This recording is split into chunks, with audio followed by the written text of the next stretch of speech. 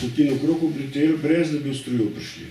Se bomo okrog struje premikali, okrog struje krožila, s tem, da ne bomo v strujo prišli, ki se začutiš. Potem bomo po četrti zavoj prišli, bomo v spodnjem šlepu od spodaj in bomo normalno leteli od spodaj, s tem, da bo motorni avion malo gas odvzel in bo šel na pristanek, normalno, mi ga pa sledimo z bremzom.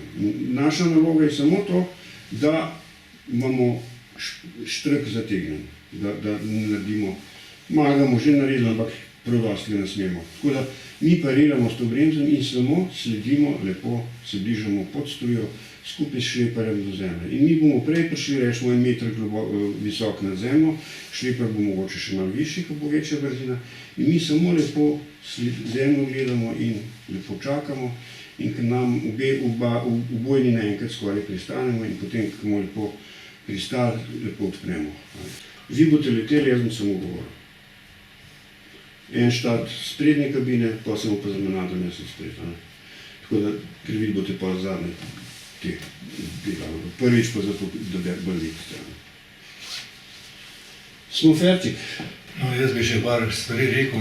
Na Javni agenciji za civilno letalstvo smo zaznali, da imajo letalske šole v svojih programih opisano izredno situacijo, ko se ne da vlečno vrv odpreti tako na motorne letalo, kot na jedalne letalo. Podaljšano učiteljskega privilegija se pogovarjalo o tem, da bi to preizkusili, sem jaz v klubih začutil, po šolih začutil nelagodje ob tem, in sem zaznal, da je bilo koristno eno tako zadevo spet sprakticirati in jo zvaditi najprej z examineri, posnet, tako da ljudje po šolah izgubijo ta strah.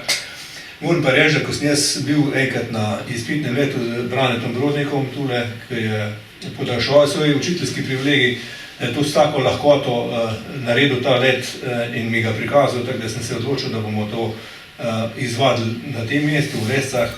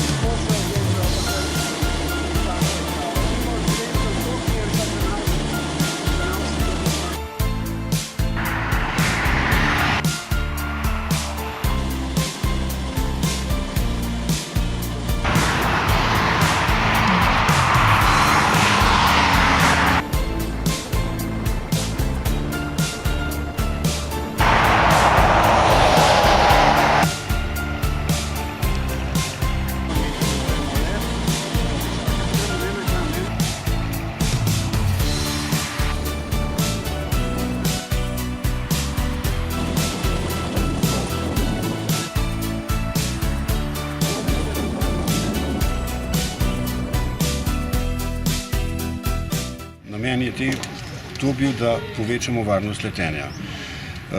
Šole po svetu, zlasti v Ameriki, tudi v Avstraliji, zahtevajo, da se šlepa v niz pod strujo, ker je to bolj varno, letalo je bolj upravljivo Edini problem je to, da moramo vedno paziti z zavorom zračnim, da ne dohitevamo motornega letala, ker takrat, ko mi gremo po mostu, seveda malo gremo dol, in nabijemo hitrost in to moramo delati lepo počasi in uporabljati bremze. Sploh takrat, ker so hujši koti, pa če je treba več bremz. To se ne bi delalo sunkovito, da ne bi mi pač vlečno letalo, sploh če je kakšno lažje, da ga ne bi preveč mogoče zaustavljali.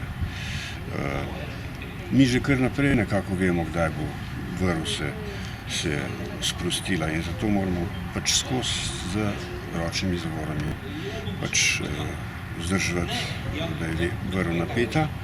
Potem, ko gremo na pristanek, mi verjetno ta zadnjo polovico četrtega zavoja do pristanka že kar zadnjo polovico zavore zračne izvlečemo popolnoma ven in lepo sledimo vlečnemu letalu, gledamo zemljo in ko se približamo zemlji, takrat nas vlečno letalo ne zanima več, ampak mi ravnamo kakor sami, da bi šli pristati in se praktično istočasno z motornim letalom in jadralno letalo se praktično istočasno dotakneta zemlje.